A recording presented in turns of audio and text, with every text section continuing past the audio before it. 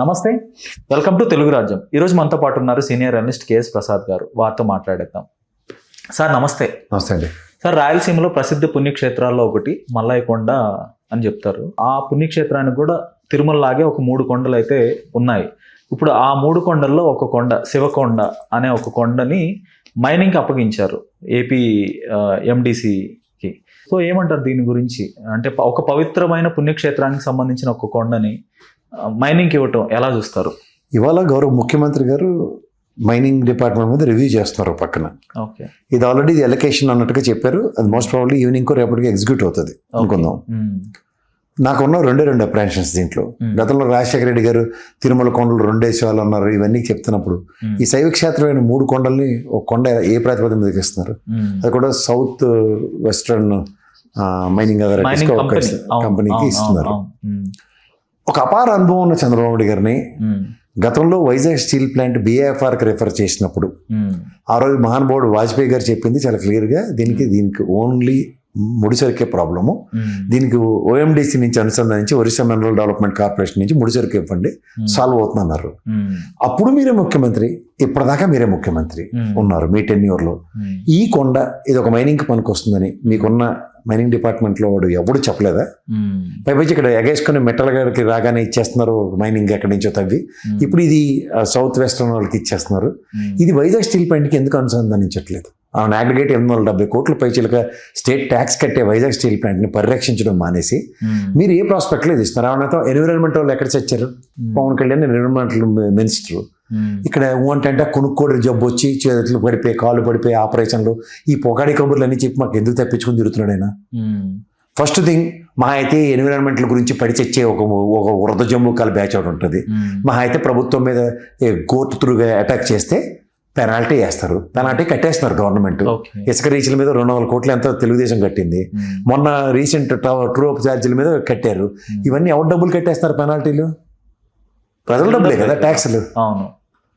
దీనికి మీరు environmental త్రూగా pressure పెట్టాం, కేసులు వేసామని ఎందుకు సంపు తింటున్నారు మమ్మల్ని? ఫస్ట్ థింగ్, ఈ ప్రభుత్వం ఈ పర్టికులర్ శివకొండకు సంబంధించింది గతంలో ఓబులాపురం మైన్స్ కూడా ఒకడికి దారాదత్తం చేయడానికి ఒకడు ఉపయోగపడ్డాడు, అది మొమ్మటం లేదు.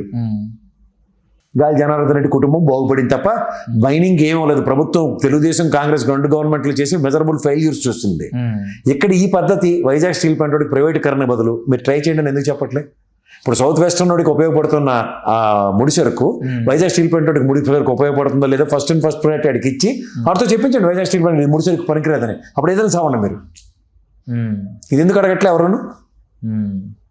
ఇప్పటికీ ఇన్ని దశాబ్దాలుగా నడుస్తున్న వైజాగ్ స్టీల్ ప్లాంట్ ముడిసరుకు ప్రాబ్లం రిజాల్వ్ కాకుండా ఈ ప్రైవేట్ శక్తులకి ముడిసరుకులు ఏ ప్రాతిపదికన ఇస్తున్నారు ఆంధ్రప్రదేశ్ రాష్ట్రంలో? ఇది తీవ్ర ఆక్షేపణీయం.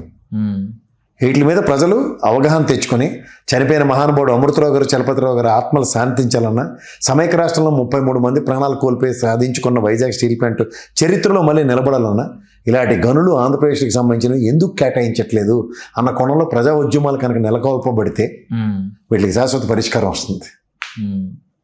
ఏంటి సార్ ఇది?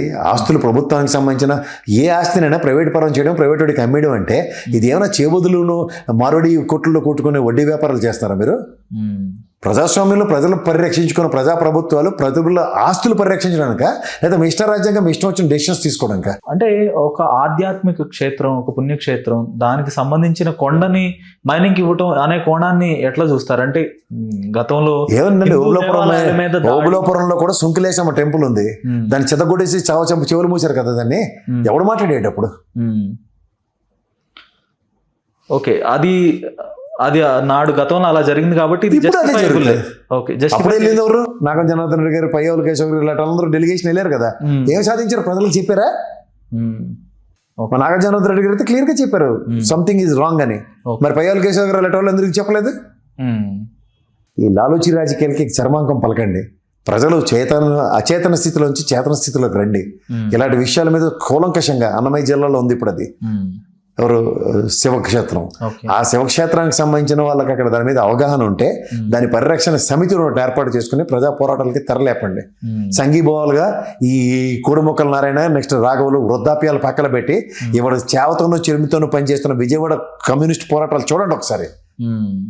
కొత్త తరానికి అవకాశం ఇచ్చి కమ్యూనిస్టుల పరంగా పరిరక్షించడానికి దేశ సంపదని, దేశ ఆస్తుల్ని, ప్రజాస్వామ్య పరిరక్షణకి కమ్యూనిస్ట్ పార్టీల వాళ్ళతో ఉద్యమాలకి చేయూతలు ఇవ్వండి. అంటే గతంలో కమ్యూనిస్టులు కానీ లేదంటే ప్రధాన ప్రతిపక్ష పార్టీలు కొంత క్షేత్రస్థాయికి వెళ్ళి పోరాటాలు చేశాయి. ఇప్పుడైతే ఎక్కడ కనపడట్లేదు కదా. అంటే సోషల్ మీడియాకి పరిమితం అవుతున్నారు, 4 విమర్శలు చేస్తున్నారు, సైలెంట్ అయిపోతున్నారు 2-3 రోజుల్లో. మన పని పార్టీలలో చేస్తే ఇంకేం చేయాలి సార్?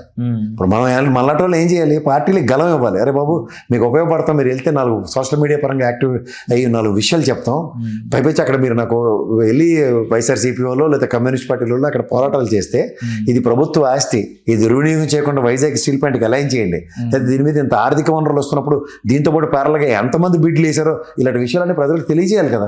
ఇవాళ వైజాగ్ బీచ్ షాక్స్ విషయం తీసుకున్నా కూడా ఎవరు నోరు మెదిపిన పరిస్థితి కనపడలేదు. అంటే ఈవెన్ వైసీపీ అఫీషియల్ వాయిసెస్ కానీ లేదంటే కమ్యూనిస్ట్ పార్టీల అఫీషియల్ వాయిసెస్ కూడా.